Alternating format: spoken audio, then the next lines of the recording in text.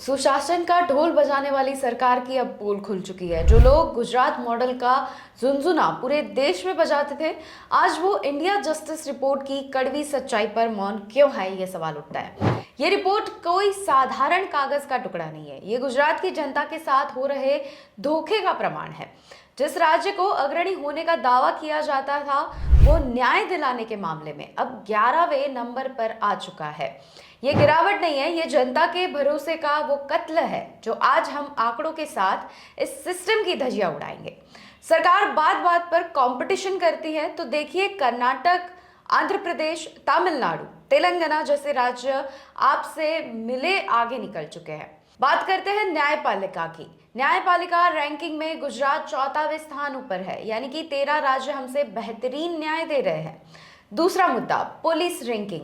यहां भी हम टॉप 5 में कहीं नहीं दिखते। आखिर ऐसा क्यों कि दक्षिण के राज्य अपने ही नागरिकों की सुरक्षा को और न्याय के दे पा रहे नहीं है, और गुजरात की डबल इंजन की सरकार सिर्फ विज्ञापन दे रही है।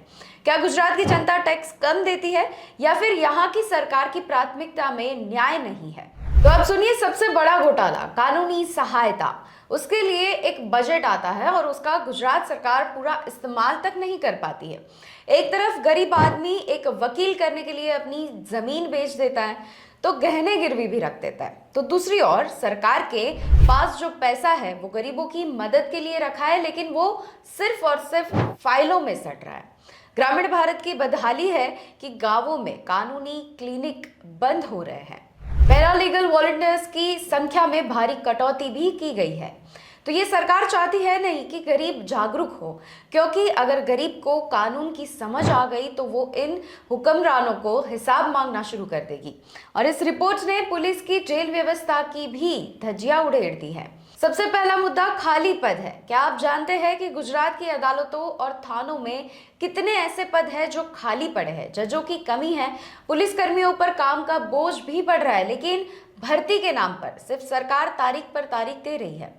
दूसरा मुद्दा, जेलों की स्थिति। जेलों में क्षमता से अधिक कैदी भरे पड़े हैं, जिसमें से अधिकतर अंडर ट्रायल है, यानी कि जिनका जुर्म साबित नहीं हुआ है वो सालों से जेलों में सड़ रहे हैं, क्योंकि सिस्टम के पास उन्हें सुनने का वक्त ही नहीं है। तो जब रक्षक ही मजबूर हो और इंसाफ करने वाले हाथ ही कम हो, तो क्या खाक सुशासन आएगा?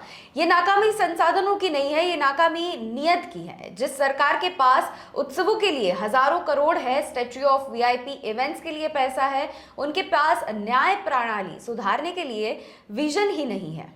न्यायपालिका में 14वां रैंक आना इस बात का सबूत है कि गुजरात में आम आदमी की सुनवाई बंद हो चुकी है। यह सिर्फ रखूकदारों की और उद्योगपतियों का सिस्टम चल रहा है।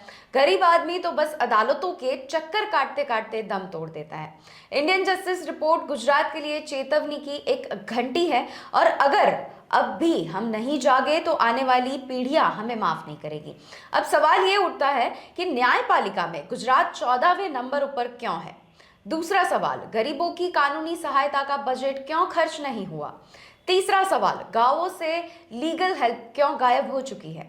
तो सत्ता में बैठे लोग अपनी कुर्सियां छोड़ो या जवाब दो कि गुजरात की जनता को अब इवेंट नहीं, इंसाफ चाहिए। इस वीडियो को इतना शेयर करो कि गांधीनगर की दीवारों तक ये गूंज पहुंचे।